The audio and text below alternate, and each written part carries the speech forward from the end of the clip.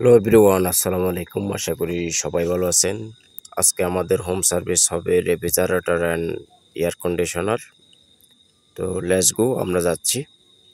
কাস্টমারের বাসায় আসলাম। কাস্টমারের বাসায় আছি, কি সমস্যা জিজ্ঞেস করে ওনার সমস্যা অনুযায়ী সব কিছু চেক করলাম। চেক করার পরে সমস্যাটা ফাইন্ড আউট করার পরে কাস্টমারের সাথে কথাবার্তা বললাম। ওনার ফ্রিজের কি সমস্যা ওটা বললাম, কি লাগবে ওইটা বললাম। বলার পরে কাস্টমার কাজ করতে এগ্রি হয়েছে, কাজ শুরু করে দিলাম বিসমিল্লাহ বলে। এরপরে চেম্বারটা ওয়াশ করে কম্প্রেসারটা একটু ফ্লাশ করে নিলাম।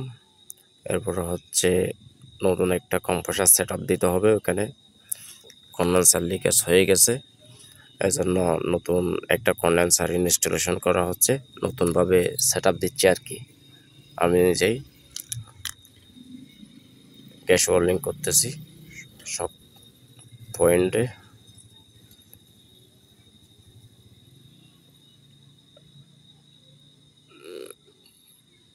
জ্বালাই দিতে দিতে সব কয়টা পয়েন্ট জ্বালাই দেওয়া শেষ হয়ে গেছে।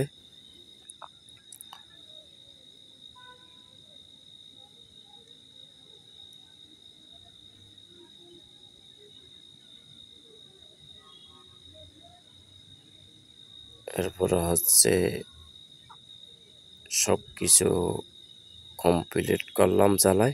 এরপরে নতুনভাবে আবার ভ্যাকুম করার পরে আবার নতুনভাবে রেফ্রিজারেন্ট চার্জ অর্থাৎ গ্যাস চার্জ করলাম।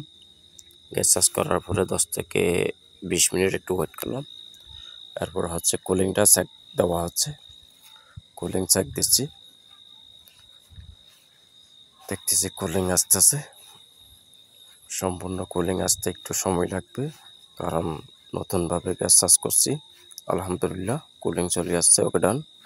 এরপর নেক্সট কমপ্লেনে গেলাম, একটা এসির সব কিছু চেক করে দেখলাম। চেক করে দেখার পরে দেখতেছি যে এটা সার্ভিস সমস্যা।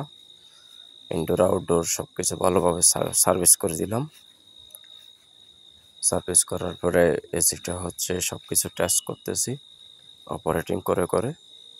আলহামদুলিল্লাহ সব কিছু ঠিক আছে, ওকে ডান। আবার আমার ফেরার পরা চলে আসতেছি,